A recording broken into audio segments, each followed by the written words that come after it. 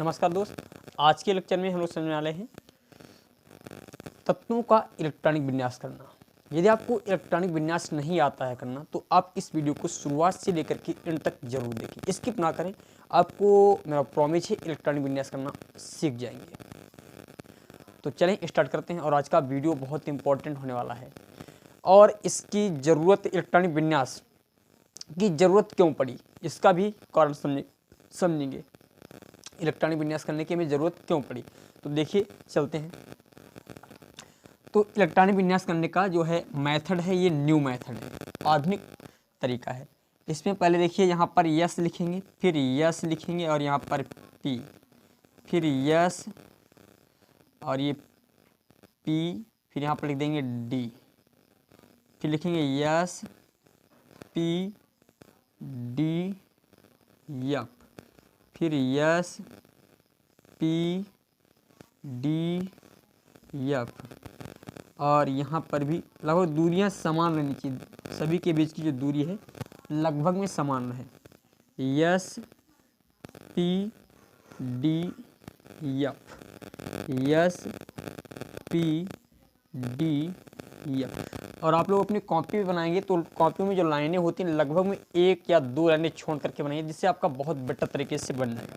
अब देखिए इलेक्ट्रॉनिक विन्यास करने का, क्योंकि जो इलेक्ट्रॉन होता है, इलेक्ट्रॉन हमेशा अपने घटते हुए ऊर्जा स्तर में प्रवेश करता है। तो देखिए ऊर्जा इधर की ओर, ये ऐसे इस प्रकार, ये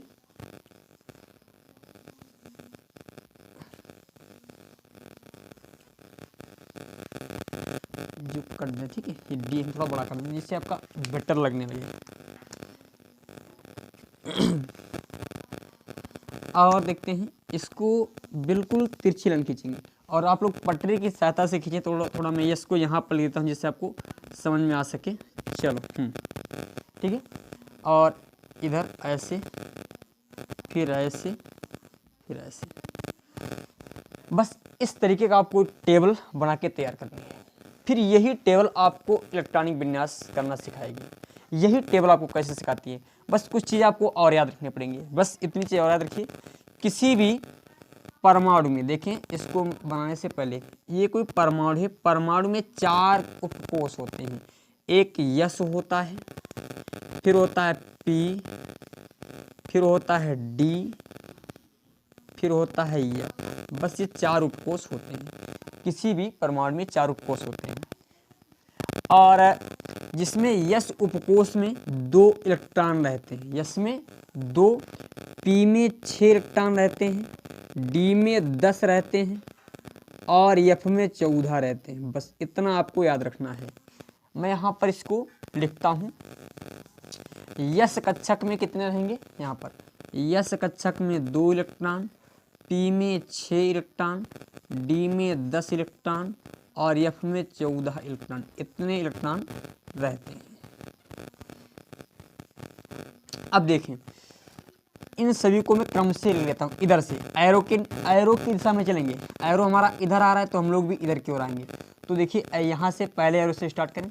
इधर हमारा एरो आ रहा है तो देखिए ये पहली लाइन में है, तो यहाँ पर लिखेंगे हम 1, दिखाई पड़ रहा है यहाँ तक, देखिए 1 यस लिखेंगे। ठीक है, पहली लाइन में है, ये एरो हमारा क्लियर हुआ। फिर दूसरी लाइन में आएंगे, देखिए ये दूसरे एरो में और कोई भी उपकोष नहीं, कोई भी अक्षर नहीं आ रहा, तो हमारा दूसरी लाइन में यस आ रहा है, परंतु ये किस कक्षा में है, दूसरी लाइन में है, तो यहाँ पर लिख देंगे 2 यस। फिर पहुँचेंगे तीसरे एरो में पहले हमें मिल जाएगा पी, जो कि कक्षा 2 में है, यानी किस कक्षा संख्या में है, 2 में, तो यहाँ पर लिखेंगे 2 पी, दूसरी लाइन में है।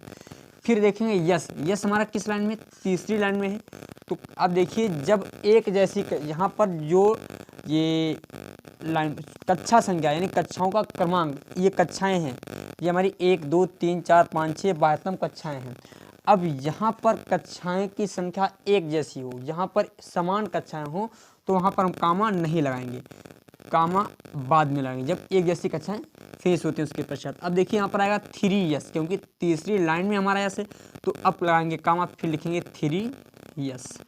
फिर देखें अगले एरो में आइए, अगले एरो में सबसे पहले आपको मिलेगा P, जो कि किस लाइन में, 3 वाली लाइन में है। तो यहाँ पर लिखना पड़ेगा 3P। यहाँ पर कामा नहीं लगाना है आपको, क्योंकि समान एक जैसी कक्षाएं हैं। फिर हम पहुँचेंगे यस में, जो कि हमारा किस लाइन में, चौथी लाइन में है। अब लाएंगे कामा 4 यस लिख देंगे। फिर देखिए ये एरो भी क्लियर हुआ। इसके पश्चात इधर पहुँचते हैं तो ये हमारा आएगा डी किस लाइन में, तीसरी लाइन में। देखिए तो लिखेंगे कामा 3D। फिर डी के पश्चात हम किस लाइन में आएंगे, देखिए चौथी लाइन में P पड़ रहा है तो लिखेंगे 4P। फिर देखेंगे आएंगे यस जो कि हमारा है 5वीं लाइन में, तो लिखेंगे कामा 5 यस। फिर ये भी लाइन हमारी क्लियर हुई। अब देखिए अगले एरो में चलते हैं। अगले एरो में सबसे पहले हमारा डी पढ़ने वाला है, जो कि किस लाइन में, चौथी लाइन में है, तो लिखेंगे 4D के पश्चात हमारा ये P आने वाला है, जो कि 5वीं लाइन में है। देखिए 5वीं लाइन में है तो इसे लिखेंगे 5P। और फिर उसके पश्चात 5P के पश्चात हमारा यस आने वाला है, जो कि 6ठी लाइन में है, तो कामा लगाएंगे 6 यस। फिर देखिए आगे हम पहुंच गए हैं यफ में। अगले एरो में आएंगे, इस वाले एरो में। तो देखिए इसमें सबसे पहले हमारा यफ पड़ रहा है, जो कि किस कक्षा में, चौथी कक्षा में, तो यहाँ पर लिखिए 4 यफ। फिर देखेंगे डी आ रहा है, जो कि 5वीं कक्षा में है, तो लिखेंगे 5D। फिर देखिए यहाँ पर P आ रहा है, जो कि हमारा 6ठी कक्षा में, 6P। फिर देखिए यस आ रहा है, जो कि हमारा 7वीं कक्षा में, तो 7 यस। फिर इसके पश्चात इधर पहुँचेंगे। इसमें सबसे पहले हमारा यफ पड़ रहा है, जो कि हमारा 5वीं कक्षा में है, तो लिखेंगे 5 यफ। फिर देखेंगे डी आ रहा है, जो कि 6ठी कक्षा में, तो 6D। फिर देखिए यहाँ पर P आ रहा है, जो कि हमारा 7वीं कक्षा में, तो 7P। यहाँ तक क्लियर हुआ। अब देखिए इधर अगली लाइन में ये इस वाले एरो में आ गए। इस वाले एरो में सबसे पहले यफ हमारा पड़ रहा है, जो कि किस कक्षा में, 6, तो 6 यफ लिखेंगे। जब समान कक्षाएं होती तब कामा नहीं लगाते हैं, जब डिफरेंट कक्षाएं होती तब कामा लगता है। अब देखिए हम यफ भी लिख चुके हैं। फिर इसके पश्चात अब पहुँचे हैं डी हमारा किस कक्षा में, 7 में है, तो लिखेंगे कामा 7D। फिर देखें लास्ट में हमारा 7 यफ, तो यहाँ पर 7 यफ लिख देंगे। ये हमारा फार्मूला बन गया इलेक्ट्रॉनिक विन्यास का। बस इसी को याद रखना है और इसे कॉपी में नोट कर लीजिए। कहीं पर भी आप भूलोगे तो ये किस हिसाब से बताएगा। अब मैं चर्चा करने वाला हूँ कैसे इसके अनुसार हम इलेक्ट्रॉनिक विन्यास को करेंगे। बहुत ही आसानी से, सरलता से इलेक्ट्रॉनिक विन्यास कर सकते हैं। तो अभी मैंने आपको बताया था यस कक्षक में कितने इलेक्ट्रॉन रहेंगे, 2। तो जहाँ जहाँ पर यस लिखा है उसके ऊपर 2 लिख दीजिए। इसमें 2 रहेंगे। जहाँ जहाँ पर यस लिखा है वहाँ पर 2 लिख दीजिए। प्रत्येक जगह 2, जहाँ जहाँ पर यस लिखा है, जहाँ जहाँ पर यस वहाँ पर 2, यस में 2, ठीक है।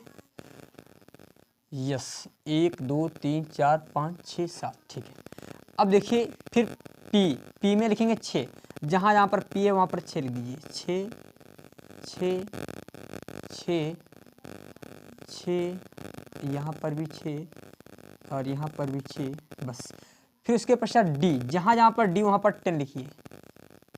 10, यहाँ पर भी 10, यहाँ पर भी 10 हो जाएंगे और यहाँ पर भी हमारे 10 हो जाएंगे। जहाँ जहाँ पर एफ दे रखा है वहाँ पर 14 लिख दीजिए। जहाँ जहाँ पर एफ है, देखिए एफ हमारा यहाँ पर है तो 14 लिख दिया। फिर एफ हमारा यहाँ पर आ रहा है, फिर 14 लिख दिया। एफ हमारा यहाँ पर आ गया, फिर 14, यहाँ पर आ गया, फिर 14। बस यही फार्मूला आपको याद रखना है। इस फार्मूले के अनुसार आसानी से आप इलेक्ट्रॉनिक विन्यास करना सीख जाएंगे। देखें कैसे इलेक्ट्रॉनिक विन्यास पर हम एप्लीकेबल करते हैं, अप्लाई करते हैं। देखें हम कह दें कि जिंक आखिर ज़रूरत क्यों पड़ी, ये भी समझ लेते हैं। भाई इसकी में ज़रूरत क्यों पड़ी, तो आपको बताएं जो बोरबरी का नियम था वो सीमित तत्वों के बारे में ही धनायन और ऋणायन की संख्या जो है, धनायन और ऋणायन का निर्धारण कर सकता था। पर इस नियम के अनुसार, इलेक्ट्रॉनिक विन्यास के अनुसार हम जो जिन तत्वों का बोरबरी के नियमानुसार धनायन और ऋणायन नहीं पहचान सकते, नहीं निकाल सकते, तो इसके अनुसार हम निकालेंगे। जैसे जिंक है, जिंक का परमाणु क्रमांक 30 होता है। यदि हम इसे 2 8 8 18 18 32, देखिए इस फार्मूले के अनुसार निकालें, 2 8 8, 18, 18, 32 इसके अनुसार निकालें तो यदि इसके अनुसार निकालेंगे तो देखिए इसमें क्या होगा, 30 है तो पहले 2 लिखेंगे, फिर कामा 8 लिखेंगे, फिर 8 तो 18 ये हो गया, फिर 12। अब इसकी बाह्यतम कक्षा में कितने 12 इलेक्ट्रॉन है, परंतु ये नियम क्या कहता है, अष्टक नियम कहता है कोई भी परमाणु अपने स्थायित्व को बनाए रखने के लिए अपनी बाह्यतम कक्षा में 8 इलेक्ट्रॉनों को पूर्ण करना चाहता है। यदि देखिए यहाँ पर 8 इलेक्ट्रॉन पूर्ण हो जाते, 8 इलेक्ट्रॉन क्या होते पूर्ण होने के बाद यहाँ पर 12 हो रहे हैं, तो इसके यहाँ पर हम पॉजिटिव और नेगेटिव निकालने में बड़ा दिक्कत होती है। हम कैसे कहेंगे इसका पॉजिटिव कितना होगा, या हम यहाँ पर 12 क्योंकि 8 होने चाहिए, हमारी बात को ध्यान से समझिए। अष्टक नियम हमारा कहता है कि बाह्यतम कक्षा में 8 इलेक्ट्रॉन होने चाहिए, परंतु यहाँ पर तो 12 हो रहे हैं, तो इसमें हम धनायन और ऋणायन कैसे निकालेंगे, तो इसके लिए जरूरत पड़ी इलेक्ट्रॉनिक विन्यास की, इसीलिए आपके इलेक्ट्रॉनिक विन्यास बनाए गए हैं, क्योंकि पॉजिटिव और नेगेटिव निकालने में आसानी हो। क्योंकि कुछ फार्मूले, कुछ ऐसे तत्व हैं जिनको तो हम निकाल सकते हैं बोरवरी के नियमानुसार, जैसे लिथियम का सोडियम, मैंने बताया था सोडियम का 11 होता है, इसे तोड़ते हैं 2 करते हैं 8, 1। अब बाह्यतम कक्षा में 8 होने चाहिए, परंतु इसके पास 1 ही, तो हमने कह दिया था ये दान कर देगा, परंतु इसके पास तो 12 हैं, तब ये क्या करेगा, तो इसको ज्ञात करने के लिए हमें इलेक्ट्रॉनिक विन्यास की जरूरत पड़ी। तो इलेक्ट्रॉनिक विन्यास कैसे बताता है पॉजिटिव और नेगेटिव, इसको समझेंगे। देखें इसका आप स्क्रीनशॉट लें। चलो अब मैं यहाँ पर कुछ देखते हैं। अब यहाँ पर 2, 8, 8, 18, 18 की कोई भी ज़रूरत नहीं है। जिंक का कितना है 30 है, जिंक का परमाणु क्रमांक कितना होता है 30 होता है। तो यहाँ पर आप इलेक्ट्रॉन गिन लीजिए कितने, 2, 2, 4 और 4, 6, 10, 10, 2, 12 और 6, 18, 18, 2, 20 और 20, 10, 30 कितने हो गए, यहाँ पर 30 हो गए। ठीक है भाई, 30 तक हमें लाना है, तो 30 यहाँ तक हो गए हमारे। तो देखिए इसके हम इलेक्ट्रॉनिक विन्यास को करते हैं, 1s2 कामा 2s2 2p6, ठीक है, और फिर कामा 3s2, यहाँ तक आपको फार्मूला ही लिख देना है, बस इसका इलेक्ट्रॉनिक विन्यास आसानी से हो जाएगा। जहाँ तक 30 हो रहे हैं, इलेक्ट्रॉनों की संख्या 30 तक गिन लिए और वहीं तक फार्मूला लिख दीजिए, आपका इलेक्ट्रॉनिक विन्यास हो गया। 3s2 और फिर कामा 3p6, फिर कामा 4s2 और फिर देखेंगे 3d10। अब ध्यान से समझिए, अब यहाँ पर ये हम कैसे समझे, अभी भी हमारा गलत आ रहा है, ये भी तो दिमाग लगाना है कि यहाँ पर अभी हमने कहा भाई उसके लिए करते हैं कि बाह्यतम कक्षा में देखेंगे कितने इलेक्ट्रॉन है, तो यहाँ पर तो बाह्यतम कक्षा में 10 आ रहे हैं, तो इसके लिए क्या करेंगे, देखें थोड़ा दिमाग लगाओ। ये आपकी पहली कक्षा हुई, जहाँ पर 1 लिखा वो पहली कक्षा, ये पहली कक्षा हो गई, थोड़ा कलर चेंज करता है, ये हमारी कौन सी पहली कक्षा हो गई, और ये दूसरी कक्षा हो गई, और ये तीसरी कक्षा है।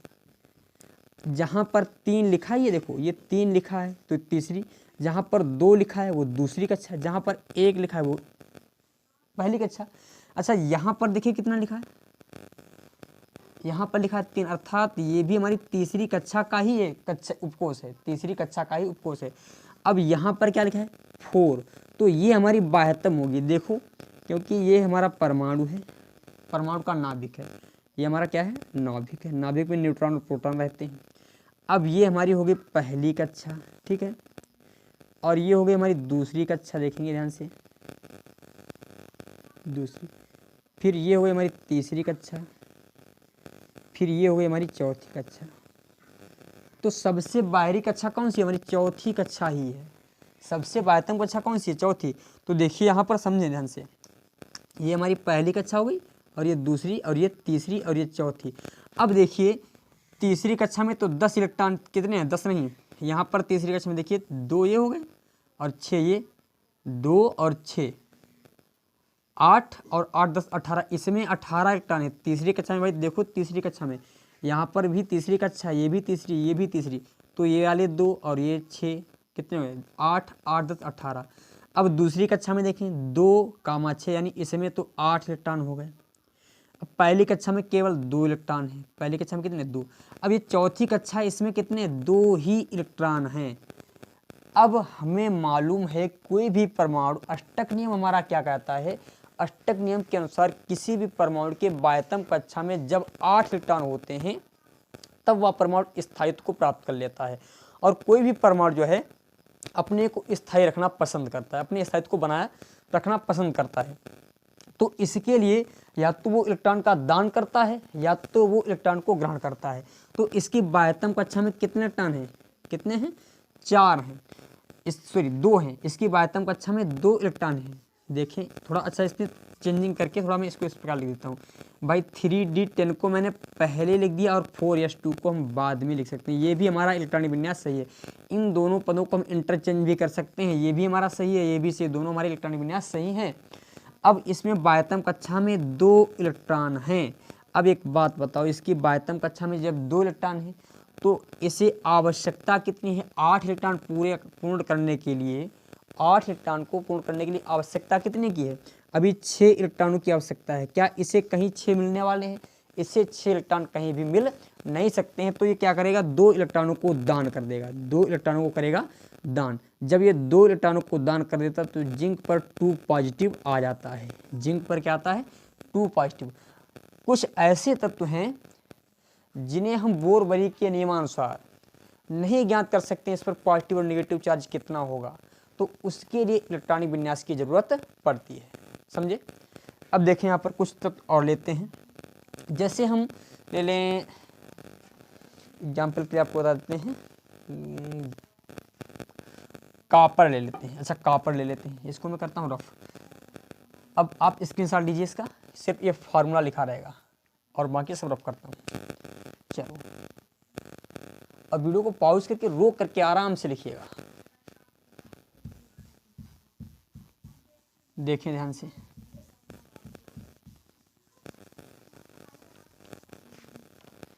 देखें हम यदि कह दें ये कॉपर का परमाणु क्रमांक होता है 29।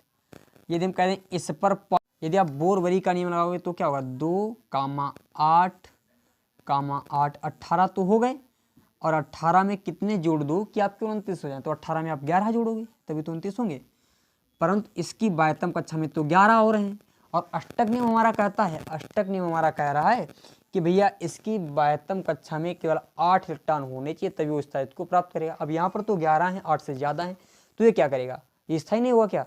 तो इसी के लिए इलेक्ट्रॉनिक विन्यास की जरूरत पड़ती है। इलेक्ट्रॉनिक विन्यास के अनुसार हम इनका निकालते हैं पॉजिटिव और नेगेटिव, इन पर ऋण चार्ज एवं धन चार्ज जो है निकालते हैं इलेक्ट्रॉनिक विन्यास के अनुसार। तो देखें इसे,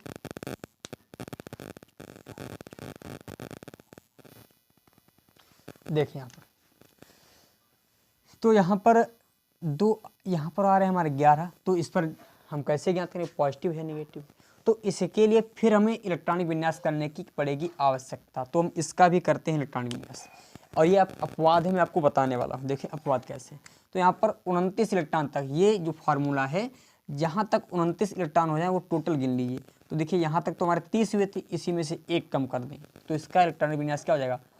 1s2, 2s2, 2p6, 3s2, 3p6, 4s2 और 3d9 होगा। 3d9 इस प्रकार होता है। अब देखिए यहाँ पर इसकी बाह्यतम कक्षा में कितने इलेक्ट्रॉन उपस्थित हैं, ये समझना जरूरी है। तो ये देखिए इसमें भी ये हमारी पहली कक्षा हो गई, ये पहली कक्षा, और ये दूसरी कक्षा, ये प्रथम, ये द्वितीय, और ये तृतीय है, और ये भी हमारी क्या है? तृतीय कक्षा है। परंतु ये चौथी कक्षा है। तो यहाँ पर भी क्या होगा? बाह्यतम कक्षा में 2 इलेक्ट्रॉन होंगे। परंतु ये कभी कभी देखा होगा आपने 1 प्रदर्शित करता है, कभी कभी 2। तो इसका कारण क्या है? कभी कभी इस पर 1 धन चार्ज आ जाता है, कभी कभी 2 धन चार्ज आ जाता है। देखा होगा कहीं कहीं पर लिखा होता है Cu प्लस एक ही बार लिखा होता है, कहीं कहीं पर लिखा होता है Cu2 पॉजिटिव लिखा होता है। तो इसका क्या कारण होता है ये भी समझना है। देखिए केमिस्ट्री एकदम बेसिक से समझना है, तब आपको कुछ चीज़ें समझनी पड़ेंगी, आपको नोट करनी पड़ेंगी। जो मैं बताता हूँ आप नोट कीजिए, प्रॉमिस मेरा है, मेरा वादा है, आपको केमिस्ट्री बिल्कुल क्लियर आएगी। चलो देखें, इसमें ये बाह्यतम कक्षा है। तो एक चीज़ और ध्यान रखना, मैं यहाँ पर बता देता हूँ, जो यश उपकोष होता है, चलो मैं यहाँ पर बताता हूँ। कुछ चीज़ें और याद रखना, नोट पॉइंट पे लिख लेना। यस उपकोष में एक कक्षक होता है, यस में एक कक्षक होता है, एक डिब्बा होता है जिसे कक्षक कहते हैं। ठीक, यस उपकोष में एक कक्षक होता है और पी उपकोष में होते हैं 3 कक्षक। कितने? 3 कक्षक, 1 2 3। ठीक है, ये 3 कक्षक होते हैं। और फिर पी हो गया, डी में होते हैं 5 कक्षक। कितने? 5 होते हैं, 1 2 3 4 और 1 5।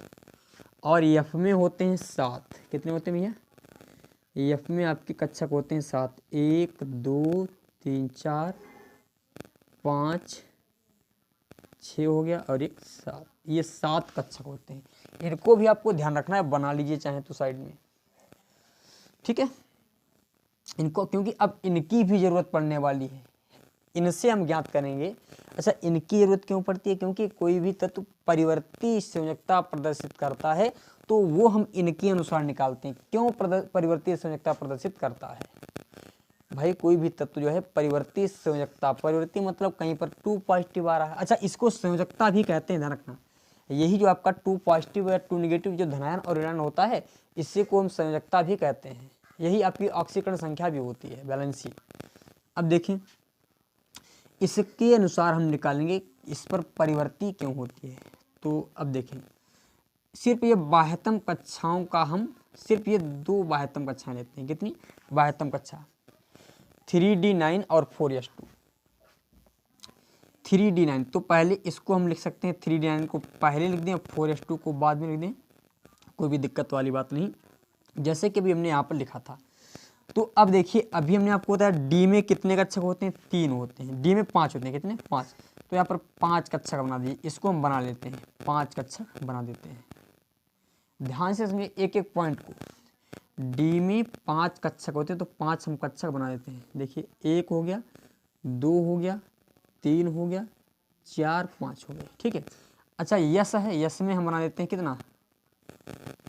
अच्छा, यस को पहले रखें, थोड़ा यस को पहले, जिससे आपको ज़्यादा बेटर समझ में आएगा। यस को हम पहले रखते हैं, यस हमारा इधर है तो इसमें 1 कक्षक है, यस में हमने 1 कक्षक बना दिया। अब देखिए, इसमें इलेक्ट्रॉन, ये जो कोठिन में रहता कौन है, इन घरों में रहता कौन? इनमें रहते हैं इलेक्ट्रॉन। तो इसमें यहाँ पर कितने? 2 इलेक्ट्रॉन। तो पहले एक ऐसे भरा जाता है, फिर एक ऐसे इलेक्ट्रॉन भरते हैं। अभी हमारे 2 इलेक्ट्रॉन भर गए। इसमें कितने भरने हैं? 9 भरने हैं। तो पहले ऐसे 1 2 3 4 5 इलेक्ट्रॉन भर देते हैं, सबको एक बार वितरित करते हैं, एक एक। फिर उसके पश्चात जो बचते हैं उन्हें डबल करते हैं, 1 कर दिया इसे भी, और यहाँ पर 2 हो गए, 3 हो गए, 4 हो गए, क्योंकि 9 थे तो हमारे 9 इलेक्ट्रॉन हो गए। अब देखिए, इसके पास 1 इलेक्ट्रॉन रह गया है। अयुग्मित इलेक्ट्रॉन कितना है? 1। अब भाई इससे कितने की आवश्यकता? 1 इसके पास आ जाए, यदि 1 इलेक्ट्रॉन इसके पास क्या हो? आ जाए, तब ये हो जाता है युग्मित। तब क्या हो जाता है भैया? तब ये पूर्ण रूप से संतुष्ट हो जाता है। यदि इसके पास कहीं पर जब 1 इलेक्ट्रॉन की आवश्यकता होती है, हमारे बात को समझेंगे, जब इसे 1 इलेक्ट्रॉन की आवश्यकता होती है तो इस पर होता है Cu पॉजिटिव, Cu पॉजिटिव। अब इसे कहीं कहीं पर देखिए, अब और कारण क्या हो सकता है? ये जो यस कक्षक है, इसमें एक कार्य और करता है। नियम याद रखें, एक नियम, जो P है और D है, F है। हमारी बात को समझिए, P में 6 इलेक्ट्रॉन रहते हैं, D में 10 रहते हैं, F में 14 रहते हैं। यदि इतने इतने इलेक्ट्रॉन सभी के पास आ जाएं, इन कक्षकों में यदि इतने इतने इलेक्ट्रॉन पूर्ण हो जाएं, तब तो ये स्थायी हो जाएंगे, स्थायी हो जाते हैं। इसके अतिरिक्त यदि इनके पास 3 हो जाएं, इसके पास 5 हो जाएं, इनके आधे हो जाएं, इसके पास 7, तब भी ये स्थायी रह लेंगे, स्थायी रह लेंगे, तब भी दिक्कत वाली बात नहीं। यदि जरा सा इसके पास मान लेते हैं, जो 6 चाहिए थे परंतु इसके पास 5 रह गए, कितने रह गए? 5 रह गए, इसके पास रह गए 9, इसके पास रह गए 13, तो ये स्थायी नहीं होते हैं, तो ये स्थायी नहीं रहते हैं, स्थायी नहीं रहते हैं। इसके अतिरिक्त यदि मान लेते हैं यहाँ पर 5, यदि इनके पास केवल 2 रह जाएं, आधे से 1 कम रह जाए, यहाँ पर 4 रह जाएं, यहाँ पर 6 रह जाएं तो भी ये स्थायी नहीं रहते हैं, स्थायी नहीं रहते। परंतु हमने आपको क्या बताया, कोई भी जो परमाणु होता है वो अपने स्थायित्व को पूर्ण करने की एक प्रवृत्ति रखता है, अपने स्थायित्व को बनाए रखने की कोशिश करता है। तो इसके लिए यहाँ पर देखिए 9 इलेक्ट्रॉन है, 1 2 2 4 2 6 2 8 और 1 9। तो ये तो भाई स्थायी नहीं होगा, क्योंकि यहाँ पर देखिए हमने बताया है या तो आधे भरे हों या तो पूरे भरे हों, तब तो स्थायी है। यदि आधे से ज़्यादा भी भर गए या आधे से कम भी भरें तो भी स्थायी नहीं रहते हैं। तो इसके लिए करते क्या हैं, ये यस कक्षक, ये जो यस है, यस अपना एक इलेक्ट्रॉन इसको दे देता है। यस क्या करता है, अपना एक इलेक्ट्रॉन इसको देता है। तो इसीलिए इस पर Cu पॉजिटिव 1 होता है, Cu पॉजिटिव, सॉरी Cu पर एक पॉजिटिव का होता है।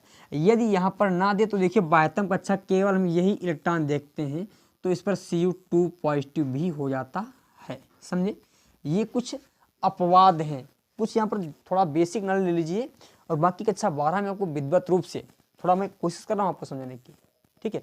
अच्छा, ये जाता क्यों है, ये भी कारण है, ये यहाँ से एक इलेक्ट्रॉन क्यों आता है, क्योंकि जरा सी जब रासायनिक अभिक्रिया में भाग लेते हैं तभी ये इलेक्ट्रॉन दे देते हैं। जैसी इसकी ऊर्जा बढ़ती है तो एक इलेक्ट्रॉन तुरंत इसको दे देता है। समझे भैया, ये कुछ ये फार्मूला जो ये ट्रिक जैसी, ये आप नोट करें अपने स्तर से, जैसे आपको याद रहे उस तरीके से आप नोट कीजिए, क्योंकि समझना है केमिस्ट्री यदि आपको समझना तो भाई कार्य तो कुछ करना ही पड़ेगा, ठीक है। और आज का लेक्चर हम यहीं तक रखेंगे। इस लेक्चर में आपको कार्य दे रहे हैं, कार्य में क्या रहेगा, इसमें 21 से लेकर के 21 से लेकर के 30 तक के तत्वों का इलेक्ट्रॉनिक विन्यास, 21 से लेकर के 30 तक के तत्वों का इलेक्ट्रॉनिक विन्यास और उन पर पॉजिटिव और नेगेटिव चार्ज आपको निकाल करके बताना है। जैसे हमने यहाँ पर बताया बाह्यतम कक्षा के इलेक्ट्रॉन देखेंगे, केवल बाह्यतम कक्षा के, समझे भैया। चलो, और आज का लेक्चर यहीं तक, और अगली मुलाकात होगी अगले लेक्चर में। तब तक के लिए आपको नमस्कार, थैंक यू, धन्यवाद।